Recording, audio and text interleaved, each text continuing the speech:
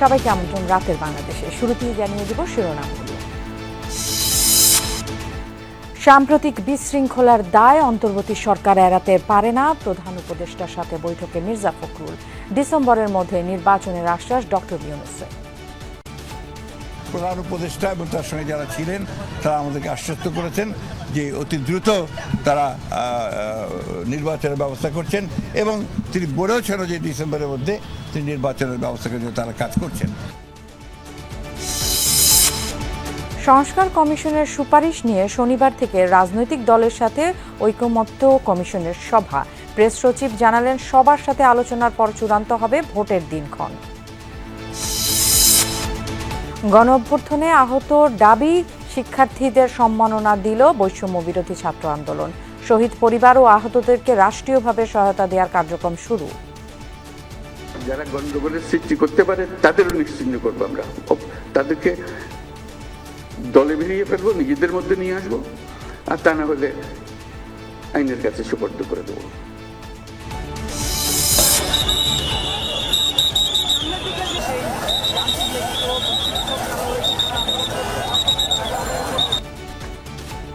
শাহবাগে নিয়োগ প্রত্যাশী প্রাথমিক শিক্ষকদের সাথে পুলিশের ধাক্কাধাক্কি, লাঠিচার্জ, সড়ক অবরোধে যানজট ভোগান্তি।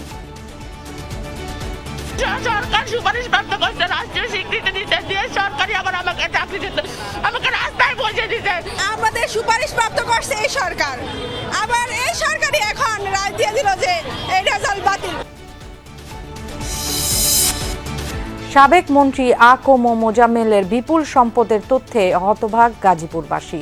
শহরেই 4টি বাড়ির সন্ধান, জমি মিলেছে একরের পর একর। চেয়ারম্যান ছিল তখন থেকে থাকতো আর কি, দেখতাম। বিল্ডিংটা কার? এটা হচ্ছে মন্ত্রী সাহেবের ছেলে। মন্ত্রী হওয়ার আগে শুধু এই তিন সেট এটাই ছিল, আর পরে যেটা করছে এটা বিল্ডিং করছে। এবার হজে শিশুদের নেওয়া যাবে না, সৌদি আরবের নতুন নিয়ম। 14 ফেব্রুয়ারির মধ্যে থাকা খাওয়ার বন্দোবস্তের চুক্তি করতে হবে এজেন্সিগুলোকে। এছাড়াও রাতের বাংলাদেশে থাকছে নীতি সুদ হার অপরিবর্তিত রেখে নতুন মুদ্রানীতি ঘোষণা। জুলাইয়ের মধ্যে মূল্যস্ফীতি 7 থেকে 8% নামবে আশা গভর্নরের।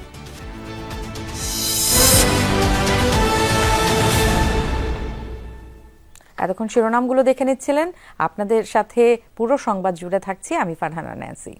প্রধান উপদেষ্টার সাথে বৈঠকে দ্রুত নির্বাচনের তাগাদা দিয়েছে বিএনপি, আর ডিসেম্বরের মধ্যে নির্বাচনের আশ্বাস দিয়েছেন ডক্টর মোহাম্মদ ইউনূস। প্রধান উপদেষ্টার সাথে বৈঠক শেষে বিএনপি মহাসচিব জানান, জাতীয় নির্বাচনের আগে কোনো নির্বাচন মেনে নেবে না বিএনপি।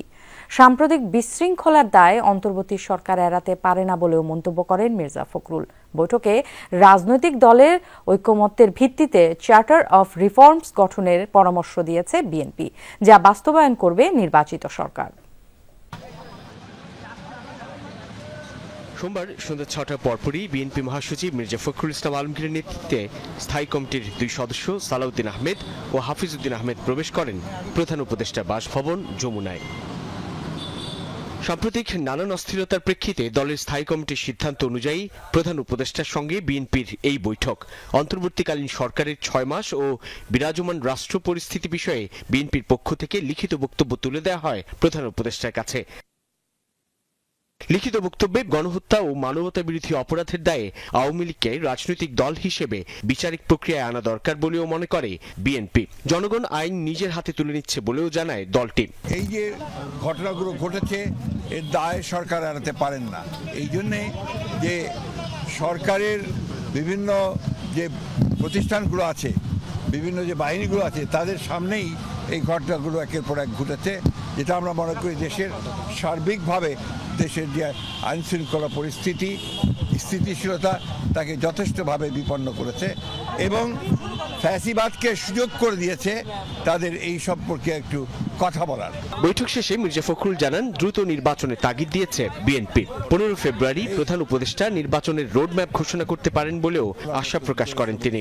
প্রধান উপদেষ্টা এবং তার সঙ্গে যারা ছিলেন তারা আমাদেরকে আশ্বস্ত করেছেন যে অতি দ্রুত তারা নির্বাচনের ব্যবস্থা করছেন এবং তিনি বলেওছেন যে ডিসেম্বরের মধ্যে তিনি নির্বাচনের ব্যবস্থা করার জন্য তারা কাজ করছেন এবং একটা রোড ম্যাপ ঘোষণা করবেন তিনি। 15 তারিখের মধ্যেই ওনারা কিছু একটা বলতে যাবেন। সংস্কার ও নির্বাচন প্রক্রিয়া দুটো একসঙ্গে চলতে পারে, তাই রাজনৈতিক দলের ঐকমত্যের ভিত্তিতে চার্টার অফ রিফর্মস গঠনের পরামর্শ দিয়েছে বিএনপি। সেই সঙ্গে জাতীয় নির্বাচনের আগে স্থানীয় সরকার নির্বাচন বিএনপি মানবে না বলেও জানান মির্জা ফখরুল। আমরা স্থানীয় সরকারের ব্যাপারে কোনো মতেই একমত হব না। আমরা খুব পরিষ্কার করে আগেও বলেছি, এখনো বলছি যে জাতীয় সরকারের আগে কোনো নির্বাচন হবে না। ডেভিল হান্ট, আমরা অতীতেও অনেক অভিযান দেখেছি, সেই ধরনের কোনো পুনরাবৃত্তি যেন না হয়, অর্থাৎ কোনো ইনোসেন্ট মানুষ যারা আপনার যেন না হয়, এবং এটা নিয়ে আবার যেন কোনো রকমের সমস্যা তৈরি করা না হয়। কোনো মহলের রাজনৈতিক ফায়দা হাসিলের এজেন্ডা যেন সরকারের কর্মপরিকল্পনার অংশ না হয়, লিখিত বক্তব্যে অন্তর্বর্তী সরকারের প্রতি সেই আহ্বানও জানায় বিএনপি। সেই সঙ্গে দলের পক্ষ থেকে বলা হয়, কোনো কোনো উপদেষ্টা ক্ষমতায় থেকে রাজনৈতিক দল গঠন প্রক্রিয়ায় প্রশাসন যন্ত্রকে ব্যবহার করছে।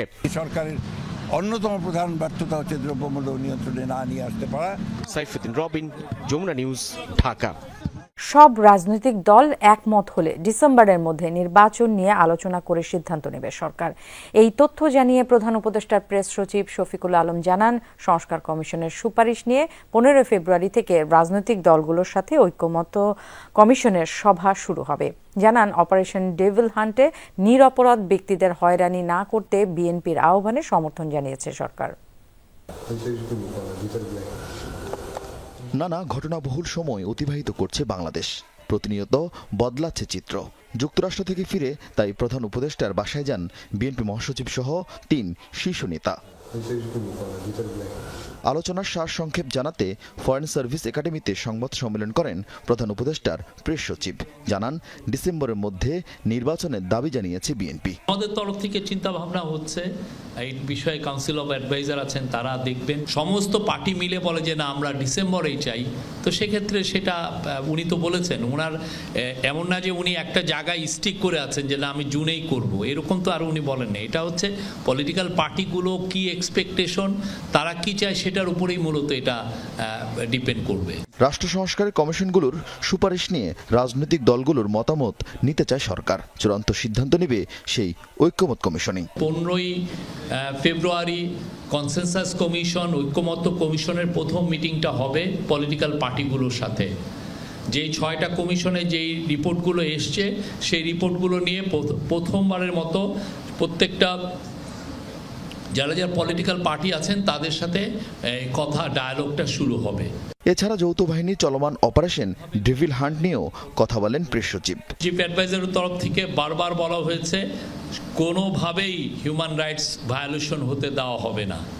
যারা যারা অন্যায় অত্যাচারের সাথে জড়িত, যাদের এগেনস্টে সুস্পষ্ট অভিযোগ আছে ক্রাইমের, তাদেরকেই এই অপারেশন ডেভিল হান্টে আওতায় আনা হচ্ছে। ফ্যাসিবাদী জামানায় যারা সন্ত্রাস আর দুর্নীতিতে জড়িত ছিল তাদের বিচারে সরকারের অঙ্গীকারের কথা স্মরণ করিয়ে দেন প্রধান উপদেষ্টার প্রেস উইং। আমরা তাদেরকে বলেছি যে খুব দ্রুত এটা জানার বিষয়। আরিফিন শাকিল, যমুনা নিউজ, ঢাকা। আওয়ামী লীগ ছাত্রলীগের নামে দেশে কেউ রাজনীতি করতে পারবে না বলে জানিয়েছেন তথ্য উপদেষ্টা। সন্ধ্যায় ঢাকা বিশ্ববিদ্যালয়ের টিএসসিতে দ্য হিরোজ অফ ঢাকা ইউনিভার্সিটির অনুষ্ঠানে একথা জানান নাহিদ ইসলাম। এ সময় সার্জিস আলম বলেন, অপারেশন ডেভিল হান্ট শুধুমাত্র আওয়ামী লীগ ছাত্রলীগের জন্য নয়, অন্য রাজনৈতিক দলের কেউ অপরাধ করলে তাদেরও আইনের আওতায় আনা হবে। অনুষ্ঠানে সবাইকে ফ্যাসিজমের ঊর্ধ্বে উঠে কাজ করার আহ্বান জানান হাসনাত আব্দুল্লাহ।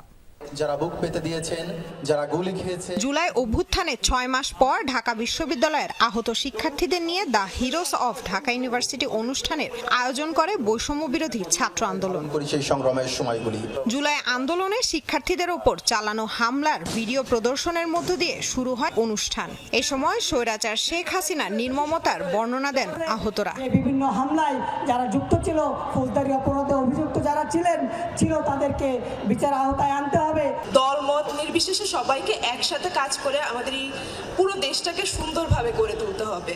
শিক্ষার্থীরা বলছেন, এ দেশের বুকে আর কোনো স্বৈরাচারের স্থান হবে না। তাদের প্রত্যাশা আগামীতে নতুন এক বাংলাদেশ গড়ার। আমরা দলমতের পরিচয়ের ঊর্ধ্বে এসে আমাদের যেটুকু রিসোর্স ছিল আমরা চেষ্টা করেছি ফ্যাসিবাদী আওয়ামী লীগের বিরুদ্ধে আমাদের যতটুকু কন্ট্রিবিউট করা যায়। ফলে গেস্ট রুমে গণরুমে নির্যাতন চালিয়েছে এইসব সন্ত্রাসীদের কিন্তু আমরা এখন দৃশ্যমান বিচার দেখতে পাই বিশ্ববিদ্যালয়ের পক্ষ থেকে। বিশ্ববিদ্যালয়ের প্রশাসন খুব শীঘ্রই আজকের এই অনুষ্ঠানের পরে এ ব্যাপারে তাদের মন্তব্য জানাবেন।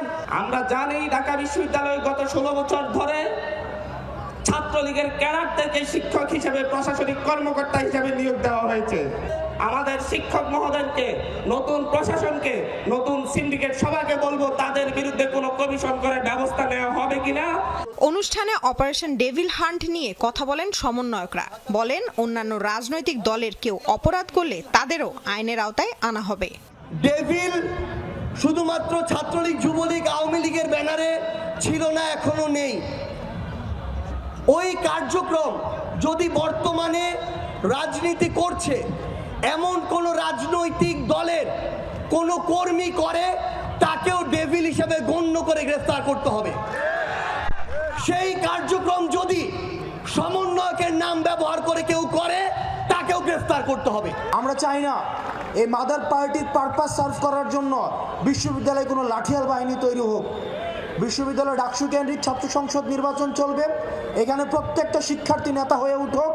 এখানে প্রত্যেকটা শিক্ষার্থী কোনো দলের নেতা না হয়ে শিক্ষার্থীদের নেতা হয়ে উঠুক। আওয়ামী লীগ, ছাত্রলীগের নামে দেশে কেউ রাজনীতি করতে পারবে না বলেও জানান তথ্য উপদেষ্টা নাহিদ ইসলাম। এখনো বিভিন্ন জায়গা থেকে ফ্যাসিবাদের দোষরা নানা ধরনের আস্ফালন দেওয়ার চেষ্টা করে। আমরা বলতে চাই যে জুলাই মাসকে ভুলে যাবেন না, জুলাইয়ের চেতনা শেষ হয়ে যায়নি। যদি বিন্দু পরিমাণ আস্ফালনের চেষ্টা করেন, আমরা দ্বিগুণ শক্তিতে প্রতিহত করব আপনাদেরকে।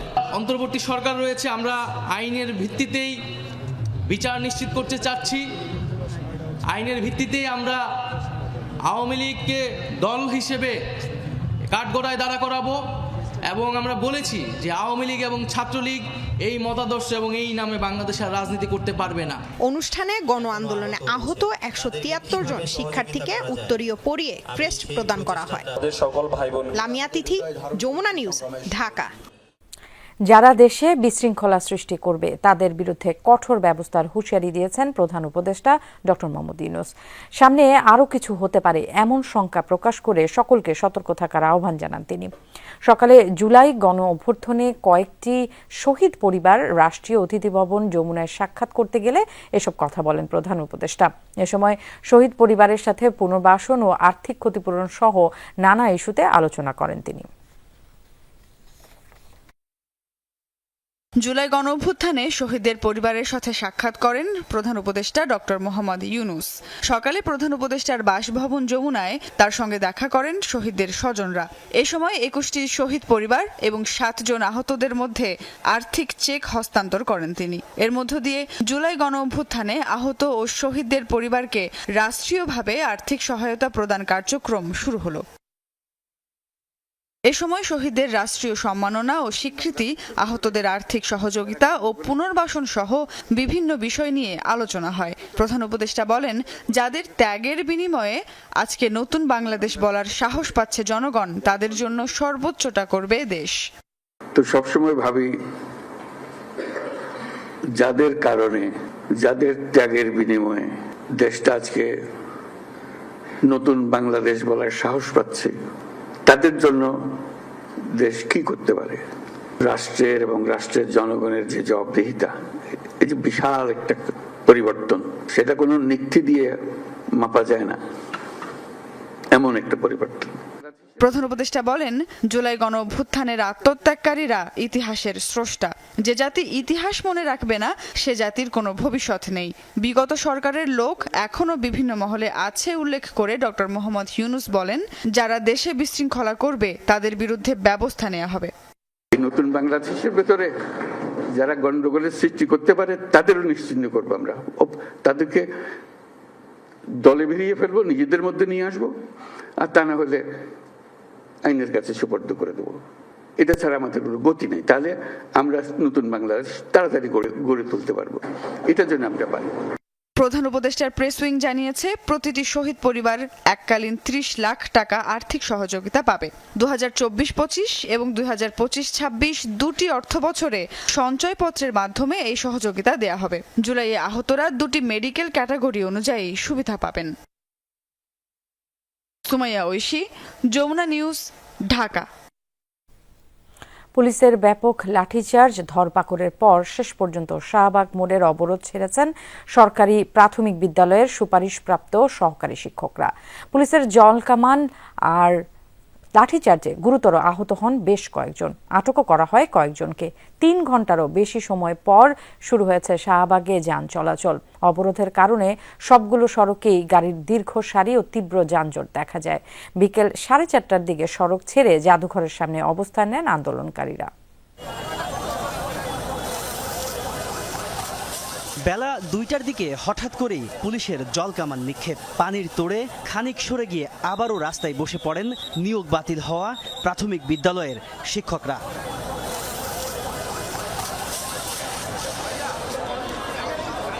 আন্দোলনরত নারী সদস্যরা রাস্তা না ছাড়লে টিয়ার শেল নিক্ষেপ করার সিদ্ধান্ত নেয় পুলিশ। এতে কিছু সময়ের জন্য ছত্রভঙ্গ হয়ে যান তারা। সকাল থেকেই শাহবাগের আশপাশে জড়ো হচ্ছিলেন শিক্ষকরা। দুপুর 1টার দিকে শাহবাগ মোড় অবরোধ করেন তারা। শিক্ষকদের দাবি ফিরিয়ে দিতে হবে তাদের চাকরি। আমাদের চাকরি দিয়া কেন চাকরিটা নিল, আমাদের সম্মান দিয়ে কেন সম্মানটা নিল? প্রথম দাবি এবং দ্বিতীয় দাবি চাকরি করতে পারে, তাহলে আমরা কেন পারবো না? আমাদের যৌক্তিক দাবি, আমরা যোগদান নিশ্চিত না হওয়া পর্যন্ত আমরা রাজপথ ছাড়বো না। জলকামান, টিয়ারশেল আর লাঠিচার্জে আহত হন নারী আন্দোলনকারীরা। আটক করা হয় বেশ কয়েকজনকে। পুলিশের বল প্রয়োগের নিন্দা জানান নিয়োগ বাতিল হওয়া প্রাথমিকের শিক্ষকরা। আমরা তো অবহেলিত, এটা তো আমাদের দোষ না। আমাদেরকে সরকার 6,531 জনকে সরকার নিয়োগ দিছে, আবার কেন সরকার 31 জন রিডের জন্য আমাদেরকে বাতিল করলো?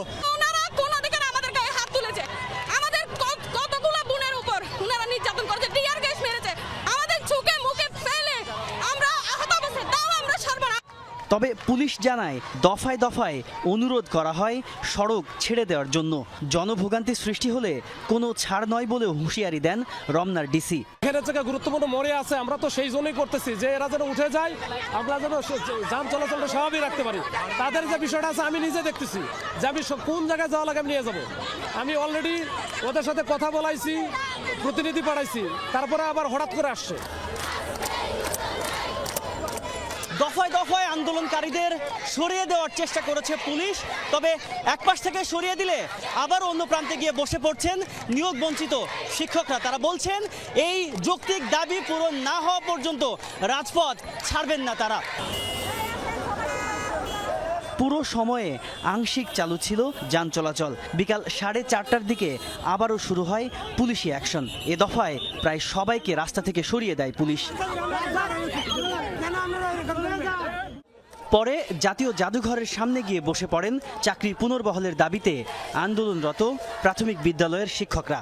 সেখান থেকে দেওয়া হয় 6 দফার আলটিমেটাম। আমাদের দাবি আদায় না হওয়া পর্যন্ত আমরা রাস্তায় আত্মহত্যা করব। চতুর্থ দাবি, পুলিশ কর্তৃক আমাদের যে ভাই বোন এখন হসপিটালাইজ আছে, চিকিৎসাধীন আছে, এই চিকিৎসার ব্যবস্থা করতে হবে। মঙ্গলবারের কর্মসূচিতে সবাইকে যোগ দেওয়ার আহ্বান জানানো হয়। তাজনুর ইসলাম, যমুনা নিউজ, ঢাকা।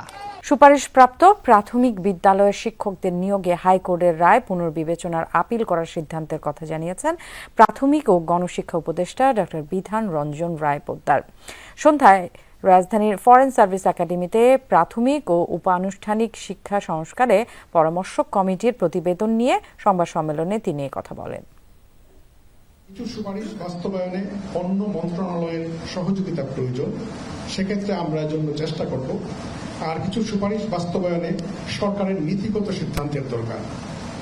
আমি জানি বর্তমান সরকার শিক্ষকগণের জীবনের মান উন্নয়ন ও সামাজিক মর্যাদা উন্নয়নে ইতিবাচক মনোভাব পোষণ করেন। এক মোজাম্মেলের কতগুলো বাড়ি? গাজীপুরে এই প্রশ্ন এখন সবার মুখে মুখে। পৌরসভার চেয়ারম্যান থাকার সময় যে মোজাম্মেল থাকতেন ভাঙা টিন শেডে, তার এখন গাজীপুরের সম্পদের পাহাড়। অনুসন্ধানে গাজীপুরেই তার 4টি বাড়ির সন্ধান পাওয়া গেছে। এছাড়া তার আছে একরের পর একর জমি। তার যেসব সম্পত্তি ভাড়া দেয়া, সেখান থেকে ভয়ে পালাচ্ছেন ভাড়াটিয়ারা। পলাশ প্রধান ও হোসাইন আলী বাবুকে সাথে নিয়ে মনিরুল ইসলামের রিপোর্টে বিস্তারিত। এক মোজাম্মেলের যে কত সম্পত্তি গাজীপুরে, তার কোনো ইয়ত্তা নাই। নামে বেনামে অর্থাৎ তার নামে এবং তার আত্মীয় স্বজনের নামেও তিনি সম্পদ গড়েছেন প্রচুর, এবং সেগুলোর কোনো সঠিক সংখ্যা বা পরিসংখ্যানও নাই। কারণ কি, তিনি সহ তার আত্মীয় স্বজন সবাই এখন মোটামুটি পলাতক। এই যেমনটি একটি টিনশেডের ভবনের পাশে আমি যেখানে দাঁড়িয়েছিলাম, তিনি সেখানে পৌরসভার মেয়র যেখানে বা পৌরসভার চেয়ারম্যান যখন ছিলেন তখন তিনি সেখানে ছিলেন। মন্ত্রী হওয়ার পর থেকে তিনি ফুলে ফেঁপে ওঠেন। গাজীপুরে এরকম 9 তলা বিল্ডিংয়ের মতো আরও বহুত সম্পত্তি তিনি গড়ে তুলেছেন। পলাতক সাবেক মুক্তিযুদ্ধমন্ত্রী আকম মোজাম্মেল হকের ভিটে বাড়ি এই টিনশেড ঘর। 1973 সাল থেকে 15 বছর ছিলেন ইউনিয়ন চেয়ারম্যান। 1989 সাল থেকে টানা 4 বার পৌরসভার চেয়ারম্যান ছিলেন। 2008 সালে এমপি হন। 2014 সালে মন্ত্রী হয়েই সম্পদের পাহাড় গড়তে থাকেন মোজাম্মেল হক। টিনশেড বাড়িটির সামনেই গড়ে তুলেছেন 9 তলা ভবন শহরের জোড়পুকুর এলাকায়, যা মন্ত্রী সাহেবের টাওয়ার নামে পরিচিত। আর এই টিনশেড বিল্ডিংটা কার? এটা ওই মোজাম্মেল সাহেব আর কি, যখন সিটি কর্পোরেশনের ছিল চেয়ারম্যান ছিল তখন থেকে এখানে থাকতো আর কি, দেখতাম। মন্ত্রীরা পরে তো আর এখানে থাকে না, ওটাকে মন্ত্রীর বাইরে থাকে আর কি। এই বিল্ডিংটা কার? এই 10 তলা বিল্ডিং? ওটা 9 তলা, ওটা মোজাম্মেল সাহেবের। ওইটা মোজাম্মেল। এটা কবে করছে? এটা করছে প্রায় বছর 2 হলো। মোজাম্মেল হক বাড়িটি করে তার ছেলেকে দিয়ে দিয়েছেন। সরেজমিন দেখা যায় সেখানে থাকা দোকান ও বাসাবাড়ির ভাড়াটিয়ারা ভাঙচুরের ভয়ে সব গুটিয়ে নিচ্ছেন। জয়নাল ভাই, আপনি কি এই বিল্ডিং এর কেয়ারটেকার, তাই তো? জি। বিল্ডিংটা কার? এটা হচ্ছে মন্ত্রী সাহেবের ছেলের। বিল্ডিং এ কি খালি হয়ে গেছে নাকি? হ্যাঁ, বিল্ডিং অলরেডি খালি হয়ে গেছে। এই আতঙ্কে ভাঙচুর ও পরে হামলার পর সম্প্রতি আলোচনায় আসে সাবেক মন্ত্রী মোজাম্মেল হকের দোতলা এই বাড়ি। মাত্র কয়েক বছরে ধীরাশ্রম দাক্ষিণ খান এলাকায় করেছেন আলিশান বাড়ি। বাড়িটির বিপরীতে আছে বিশাল শান বাঁধানো পুকুর ও বাগান। তার পাশেই প্রায় 1 একর জমি, পুরোটাই আকম মোজাম্মেল হকের। মজার তথ্য হলো, কোটি কোটি টাকার সম্পত্তি হলেও 2023 সালের নির্বাচনী হলফনামায় এই বাড়ির দাম দেখানো হয়েছে 40 লাখ টাকা। আরও মজার তথ্য হলো, পুরো বাড়ির আসবাবপত্রের দাম মাত্র 1.5 লাখ টাকা। আর কয়েক হাজার ফুটের বাড়ি হলেও আয়তন দেখানো হয়েছে মাত্র 1500 ফুট। এই বাড়ির আশপাশের সবাই মোটামুটি মোজাম্মেল হকের আত্মীয়। শুক্রবার হামলার পর পুরো এলাকা এখন মানুষ শূন্য। এটা পরে করা হয়েছে, এটা জমিন আগে কেনা ছিল, পরে করা হয়েছে। এটা ওটা মন্ত্রিত্ব পাওয়ার পরে করা হয়েছে। আর ধীরাশ্রমে যে তার বাড়ি বলা হয়, ওটা তার নিজস্ব বাড়ি, আর এইগুলি হচ্ছে তার ক্রয়কৃত বাড়ি। আর মাধববাড়ি মোড় মধ্য সাহেবিতি যে 4 তলা যে ইয়াটা আছে মসজিদ, ওটা মন্ত্রী মসজিদ নামে আমরা চিনি। ওইখানে অনেক ব্যয়বহুল টাকা খরচ করে উনি একটা বড় মসজিদ করছেন। মন্ত্রী হওয়ার আগে শুধু এই টিন শেড এটাই ছিল, আর পরে যেটা করছে এটা বিল্ডিং করছে বা মসজিদ করছে, যাই করছে। এ তো গেল গাজীপুর শহরের কথা।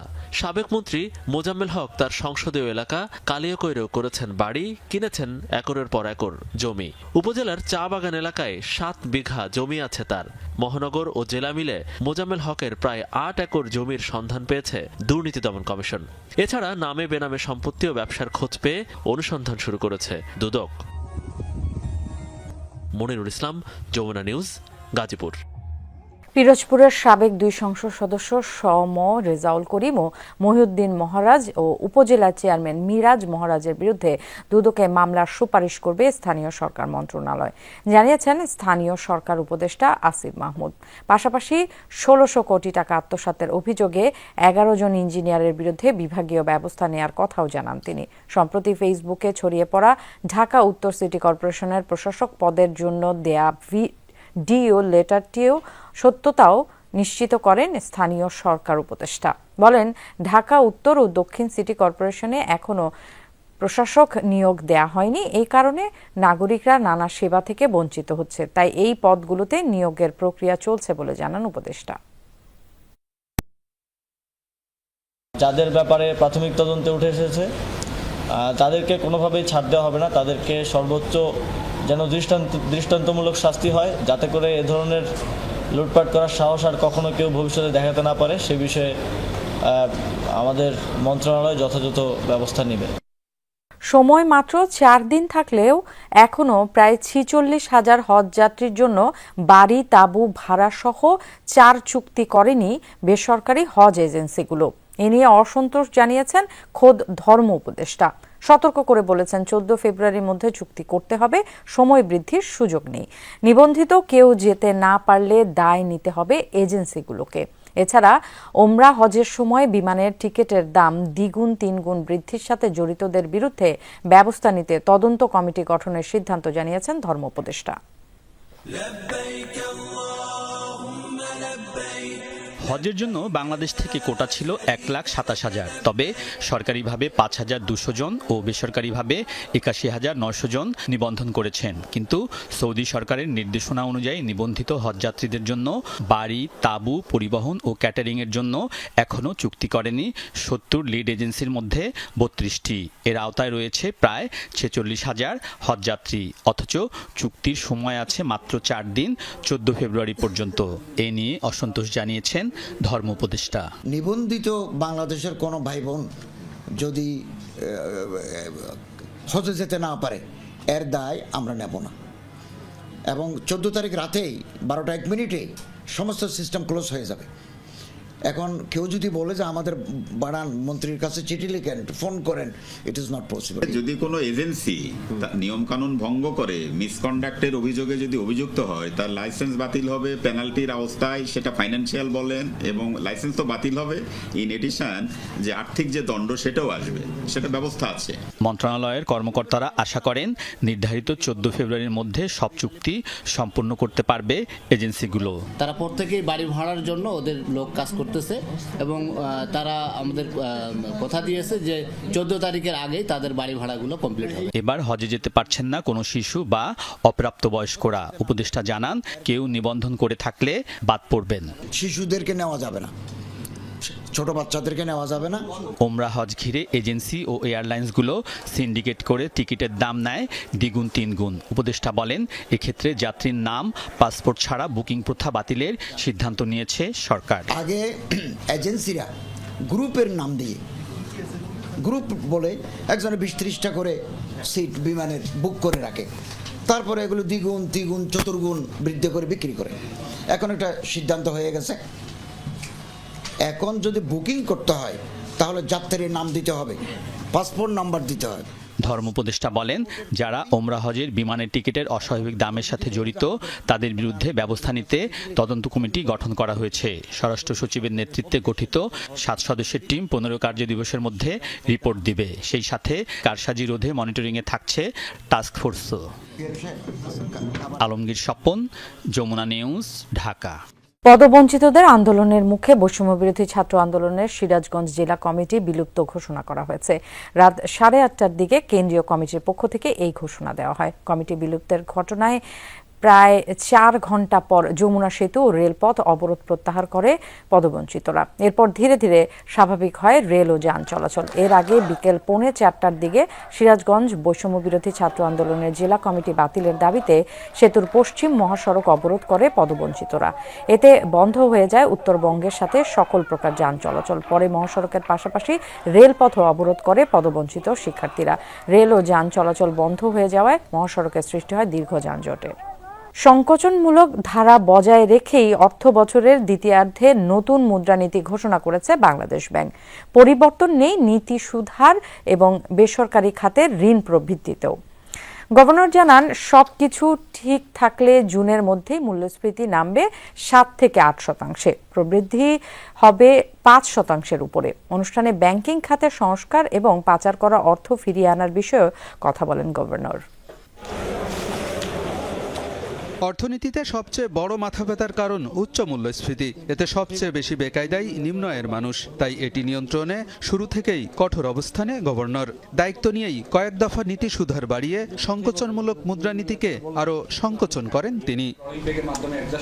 অর্থ বছরের শেষ 6 মাসের জন্য ঘোষিত মুদ্রানীতিতে নীতি সুধার অপরিবর্তিত রেখেছেন গভর্নর। বলেন, প্রবৃদ্ধি এবং কর্মসংস্থানের চেয়ে মূল্যস্ফীতি নিয়ন্ত্রণ বেশি গুরুত্বপূর্ণ। জুনের মধ্যে মূল্যস্ফীতি 7% নামলে ঋণের সুধার নামিয়ে আনার আশ্বাস দেন তিনি। আমাদের যে বর্তমান মনিটারি পলিসি স্ট্যান্স, এটা এখনো অ্যাপ্রোপ্রিয়েট। দিস টাইটনেসটা একটু থাকবে, টাইটনেসটা আমরা চাইবো রাখতে, এবং এটাই আমরা কন্টিনিউ করব। কতদিন?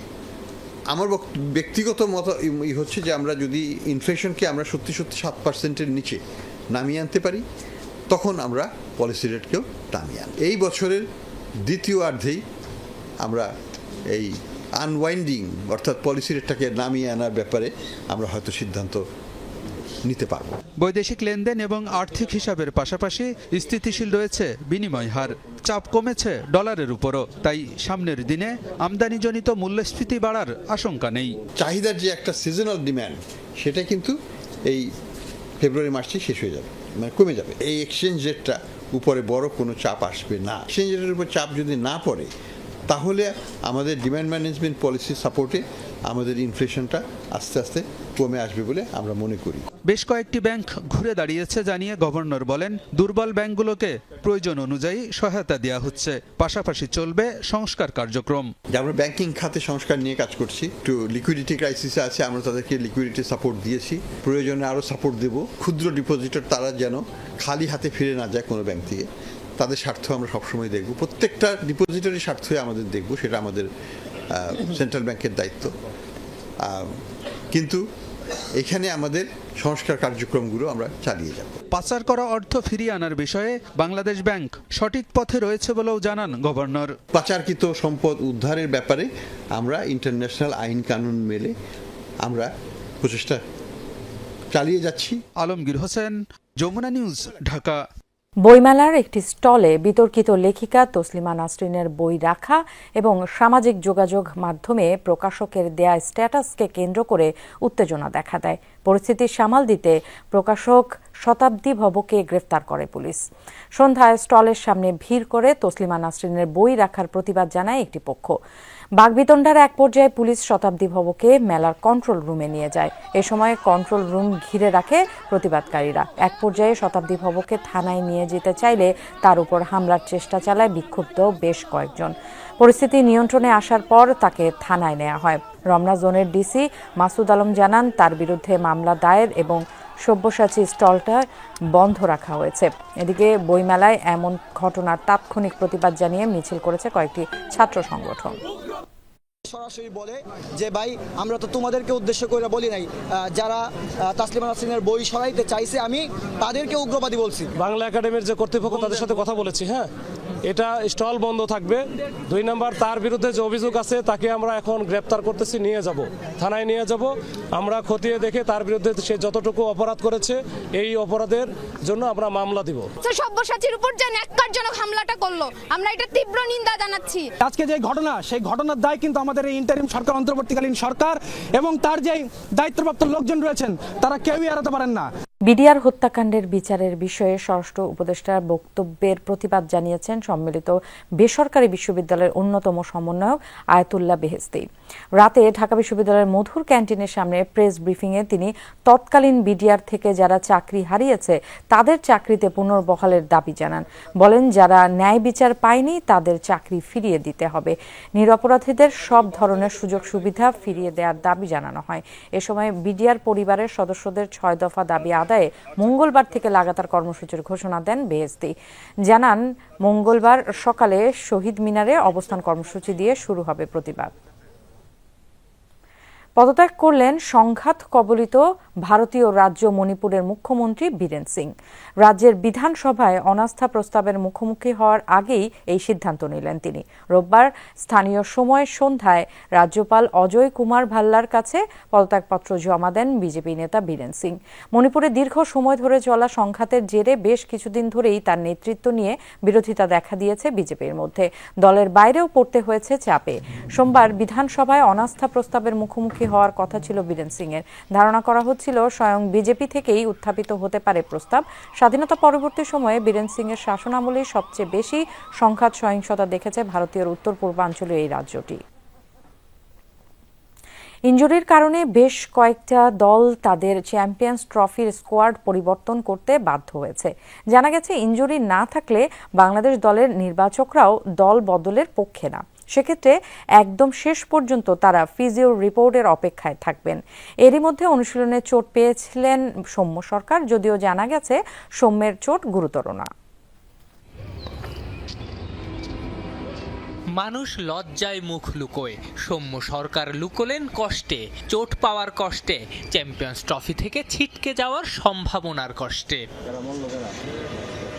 সোমবার হোম অব ক্রিকেটের সেন্টার উইকেটে চ্যাম্পিয়ন্স ট্রফির ক্যাম্পে মৃত্যুঞ্জয় চৌধুরীর লাফিয়ে ওঠা বলে আঙুলে চোট পান সৌম্য। এরপর মাটিতে লুটিয়ে পড়েন, ফিরে যান ড্রেসিং রুমেও। সেই একই আঙুল, ওয়েস্ট ইন্ডিজে যে আঙুলের ইনজুরিতে পড়ে 1 মাস মাঠের বাইরে থাকতে হয়েছিল বাঁহাতি এই ওপেনারকে। তবে কি পুরনো চোটের বলি হয়ে চ্যাম্পিয়ন্স ট্রফি মিস করবেন মিস্টার 59? জানা গেছে সৌম্যের চোট গুরুতর না। টিম ফিজিওর প্রাথমিক চিকিৎসাতেই সেরে উঠেছেন বাঁহাতি ওপেনার। আপাতত চ্যাম্পিয়ন্স ট্রফি মিসের শঙ্কার মেঘও কেটে গেছে। চ্যাম্পিয়ন্স ট্রফির দল পরিবর্তনের শেষ দিন 12 তারিখ। এরই মধ্যে ইনজুরির কারণে বেশ কয়েকটা দল তাদের স্কোয়াড পরিবর্তন করতে বাধ্য হয়েছে। ইনজুরি না থাকলে বাংলাদেশ দলের নির্বাচকরাও দল বদলের পক্ষে না। সেক্ষেত্রে একদম শেষ পর্যন্ত তারা ফিজিওর রিপোর্টের অপেক্ষায় থাকবেন। এছাড়া শোনা গেছে চ্যাম্পিয়ন্স ট্রফির দলের সঙ্গে সংযুক্ত আরব আমিরাতে যেতে পারেন হাসান মাহমুদ, তবে ট্রাভেলিং রিজার্ভ কিংবা স্ট্যান্ড বাই হিসেবে না। নাজমুল হোসেন শান্তদের অনুশীলনে সাহায্য করতেই তাদের সঙ্গী হতে পারেন হাসান। মূলত অনুশীলনের সুবিধার্থে কয়েকজন ক্রিকেটারকে দুবাই উড়িয়ে নিয়ে যাওয়ার পরিকল্পনা টিম ম্যানেজমেন্টের, তাদেরই একজন হাসান। 20 তারিখ চ্যাম্পিয়ন্স ট্রফিতে বাংলাদেশের প্রথম ম্যাচ ভারতের বিরুদ্ধে। 14 তারিখ দল দুবাইয়ে যাবে, সেখানে একটা প্রস্তুতি ম্যাচ খেলবে টাইগাররা। গ্রুপ পর্বে বাংলাদেশের বাকি 2 ম্যাচ পাকিস্তানের রাওয়ালপিন্ডিতে, পাকিস্তান ও নিউজিল্যান্ডের বিপক্ষে। আফনান পিয়াল, যমুনা স্পোর্টস, ঢাকা। এই ছিল রাতের বাংলাদেশে। এতক্ষণ আমাদের সাথে যারা ছিলেন সবাইকে ধন্যবাদ। শুভরাত্রি।